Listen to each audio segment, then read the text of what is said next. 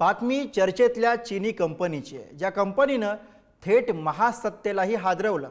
मुख्य म्हणजे 20 महिन्यांपूर्वी ही कंपनी स्थापन झाली आहे। तिचा मालक अवघ्या 39 वर्षांचा आहे।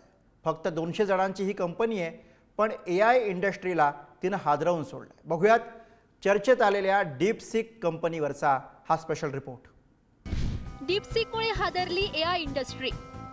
चॅट जीपीटीला टक्कर देणार चीनी डीपसीक। डीपसीक नक्की आहे तरी काय?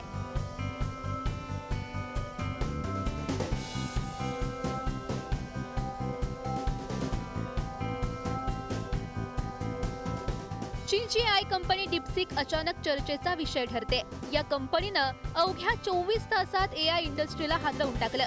भारतातील AI कंपन्यांवर सुद्धा या डीपसीक फॅक्टरचा दुष्परिणाम झाला।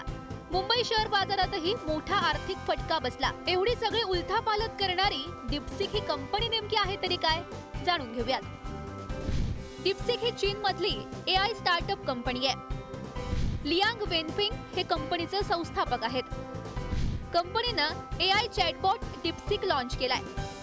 लॉन्च नंतर अल्पावधीतच हा चॅटबॉट लोकप्रिय झाला। ओपन AI आणि चॅट जीपीटीला डीपसीकनं मागे टाकलं। ॲप स्टोअरमध्ये डीपसीक सर्वाधिक रेटिंग असलेलं मोफत ॲप बनलं। कुठल्याही अडचणींवर हा मोफत ॲप उत्तर शोधतो। वैयक्तिक आणि कार्यालयीन समस्यांवर डीपसीक उत्तर शोधून देतो।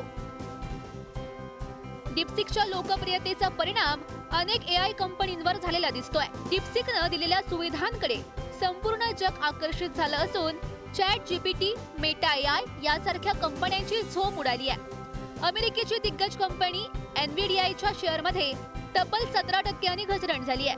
भारतीय AI कंपन्यांना देखील याचा चांगलाच फटका बसला। अनंतराज लिमिटेडचे शेअर 20%, झेन टेक्नॉलॉजीचे शेअर्स 14%, तर नेटवेब टेक्नॉलॉजी इंडियाचे शेअर 10% घसरले आहेत। राष्ट्राध्यक्षपदाची शपथ डोनाल्ड ट्रम्प घेत होते, त्याच वेळी चीनने त्यांचं डीपसीक हे मॉडेल जाहीर करून एक मोठी चपराक अमेरिकेच्या वर्चस्वाला दिली आहे। म्हणजे अमेरिकेने निर्बंध टाकलेले असताना देखील चीनने हे मॉडेल अत्यंत स्वस्तामध्ये, म्हणजे केवळ 50 कोटी रुपयांमध्ये मॉडेल तयार करून एक जगाचे डोळेच त्यामुळे विस्फारले आहेत आणि त्यामुळेच अमेरिकेच्या वर्चस्वाला कुठेतरी चपराक बसलेली आहे।